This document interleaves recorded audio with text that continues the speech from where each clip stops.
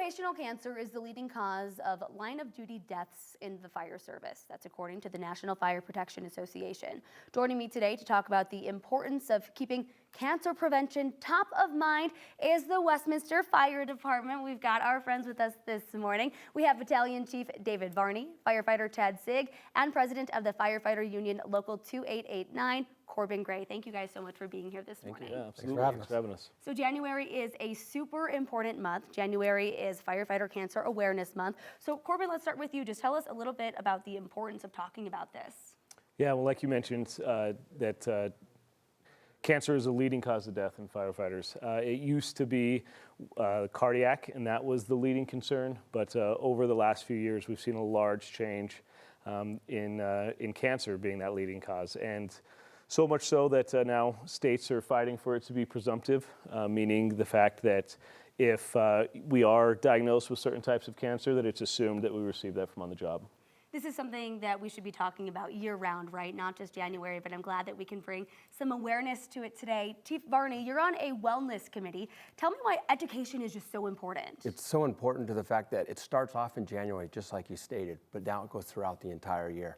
And the education is tied to also having a robust wellness program, from annual physicals to blood draws to cancer prevention screenings, from skin checks, right down to wearing a PPE on every firefighting call that we respond to. And when we don't have our PPE on, we also have to educate the importance of the sun and using the appropriate sun protectants on calls.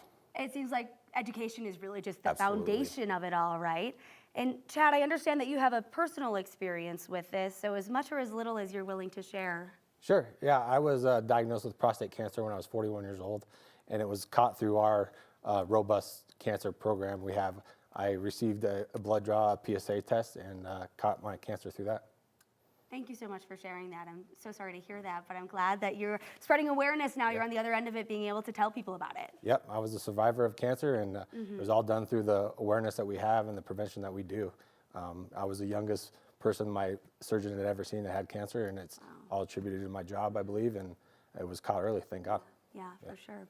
Let's talk a little bit about the partnership between the union and the department. Yeah, absolutely. So the union, obviously top of mind, is always going to be a member in firefighter safety and wellness.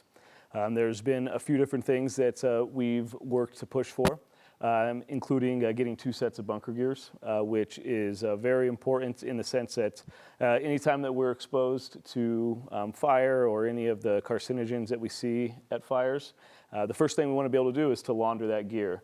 But we have to remain in service, so it's important that we have that second set to be able to stay in service and immediately change into that gear, so there's no interruption in service. Absolutely. Chad, is there anything else? I want to end with you. Is there anything else that you want our viewers to know, whether it's someone that they know, a family member, a friend, anyone who is in a similar position as you maybe? I just think early detection is key. The earlier that you can get those cancer screenings, the better off you're going to have chance for survival. And when we in the fire service, when we get those PSA tests or get those cancer screenings, the earliest that we can detect that, the better off our outcome is going to be. So yeah, well said.